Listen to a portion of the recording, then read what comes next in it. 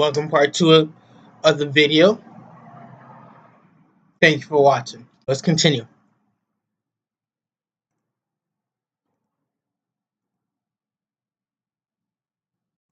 And then we're going to loop through them. So let's go ahead and start with our hello world message that we have here. So we're going to break this hello world message down into an array of characters. And we're going to do this by saying char array, like so. And then we're going to call it characters. And it's going to be equal to the message dot, and then the method here, to char array. And it's as simple as that. We now have an array of characters here, which is pretty much the same as doing like so. This character array, actually let's not delete all of that, we'll just comment it out quickly. This is basically the same as having this, the H, comma separated E, comma separated L, comma separated L, etc. And then it would say hello world, all spelled out with each individual character being a separate slot in this array. So with this character array, let's go ahead and loop through it using the for loop.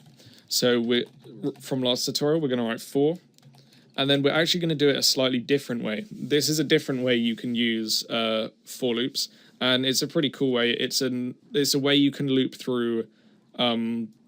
It's an easy way to loop through arrays when you know you're not going to need the value of the integer that's incrementing each time. And a lot of practical cases in Java, you will need the integer that's incrementing. You're going to need the value of it, the specific iteration that you're on of the loop. But in this case, if we just want to print these out, we don't actually need the value. We can go ahead and do this new syntax for the for loop. And the syntax is, we first say a variable type and then just give it a name. So we'll just say char C. And then we do a colon and then write the array we wish to loop through. So let's go ahead and do characters. And then we're going to do the spike brackets like so. And what this basically says, it says loop through every value in the array characters, and on each iteration assign the value of that iteration to this variable C. So the first loop, C is going to, the first iteration, C will be equal to H. The second one, it will be equal to E. The third one, L. Fourth one, L, etc. So if we go ahead and system.out.println these and do C, passing this variable, we'll see that it prints out each character individually like so. And if we actually change it to print instead of print line, so it doesn't move it to a new line, you'll see that it prints out the message normally, just individual characters being printed out. So this was just, this video was showing you some basic string functions we can use, how we can change a string down into its core components of the individual characters, and also the new way that you can write the for loop. Now, I would like to add I like to show the Python equivalent. So first thing, title. So string message. So let's say in this case we're using A for Apple. Now for characters, char they created array. So what an array is a collection of objects. It's a collection of values. In Python, the alternative is called a list. So I like to always show a visual representation of what an array is. So say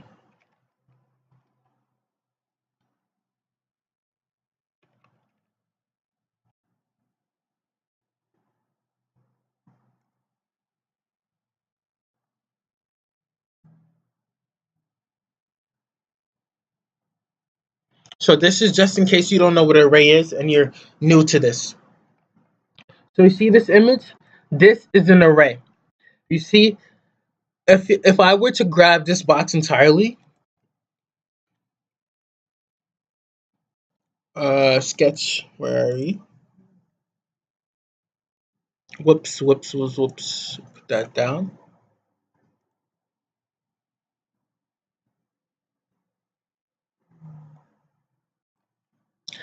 This right here, everything here is the array. Let's give it a name. In this case, he gave the array.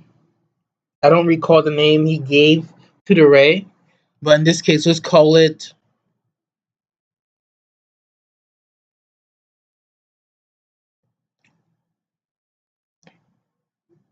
array.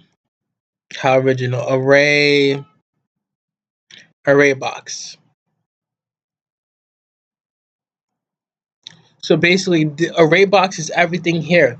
Now, in each array box, there's a slot to put. There's a slot for each individual item. So let's say if I were to put some. Let's say if I put candy here.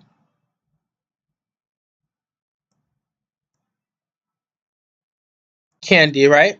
If I wanted to access this, I would say array box, the name of the array.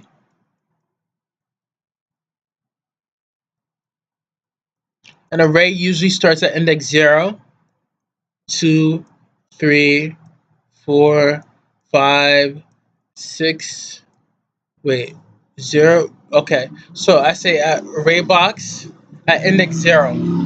This will open. So basically, it's like you open this lid, you open it up, and you take the candy out. And this will give you the result of candy.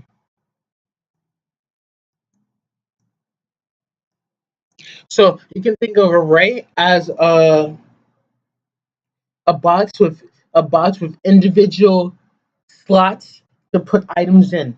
And when you grab that box, you grab when you grab this box right here, you grab all the items within it. If you want a specific item, you open the box, you open up that slot. It's like another example is I'll show you one more example, then we continue this video. Now, hubbies.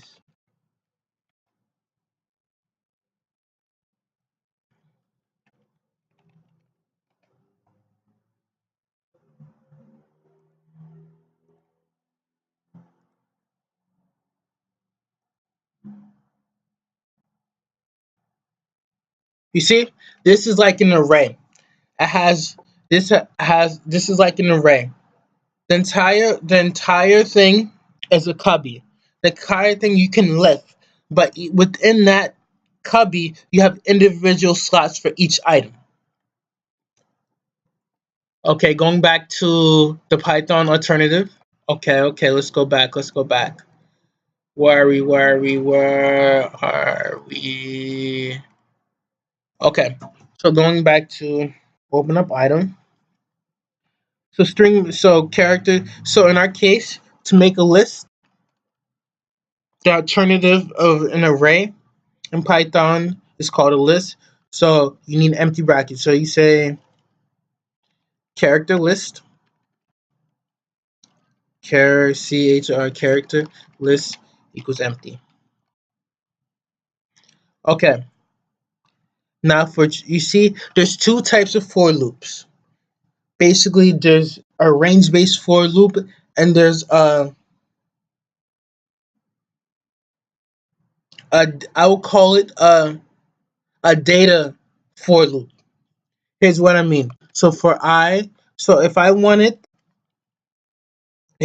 to loop through this, if I wanted to loop through all the characters, I would say for I in range len of a print a at I.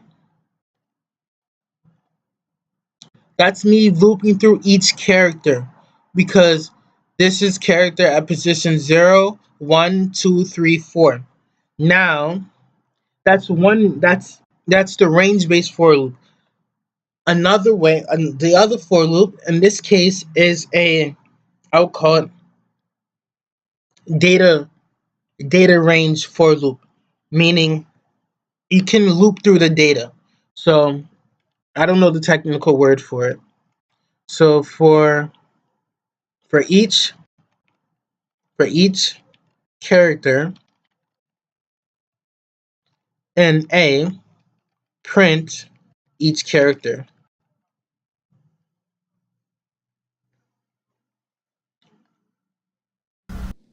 Sorry.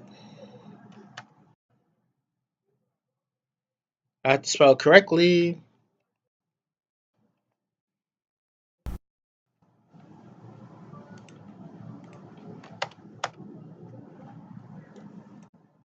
See, this is looping through the data, meaning A has a type of string. So for each character in an A, that means the first character of A, each character, the first character A will be A and it has a type of A. Versus here, I'm looping range len of A, it returns a number. It returns the length of A. So in this case, it would be 1, 2, 3, 4, 5. It return 5, but it will loop from 0 to 4. In this case, we're not using numbers to loop through A. We're using the data itself. So if A is a string, it'll loop through each character in that. That's the two types of that's the two styles of for loop. So you can loop through using numbers, or you can loop through using data. Using the data type. What I mean by data type, like this is a string data type. One is an integer data type. But continuing, so continue. Okay, so now it's I want to set I want to set the characters. I want to add these characters to this list. So I rewrite the same thing. Then instead of saying print, I would say list dot append each character. Append is equivalent. Whoops. It's not list. Sorry. It's what is it? Character list.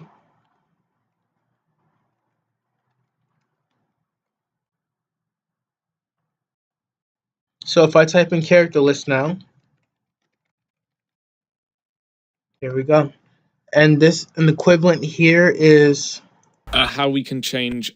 you see here what he did is basically this statement here message to char.array. It'll break the string into characters, and each slot will get an individual character. Like in this case, APPPLE. So that's the Python alternative. Now, let's see what's left. Going back to Google's guide to tech. Let me check the time first. 13 minutes. Going back to Google's guide to technical development. Brush up on the fundamentals of string manipulation in this helpful video for post-course Intro to Java series. Java for beginners, string functions, and char. We cover that. This is some code, string.length. Wow, okay. Mark is done.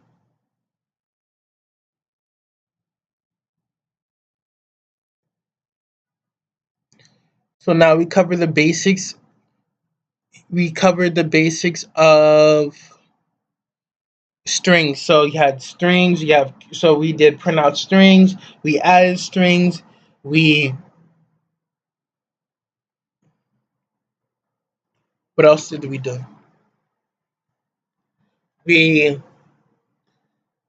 created a list. In this case, we created an array of characters from the string. We looped through each character in the string, and that's all we did. So thank you for your time and patience. Thank you for watching these videos. Hopefully it was helpful. Have a good night. I'll see you again soon.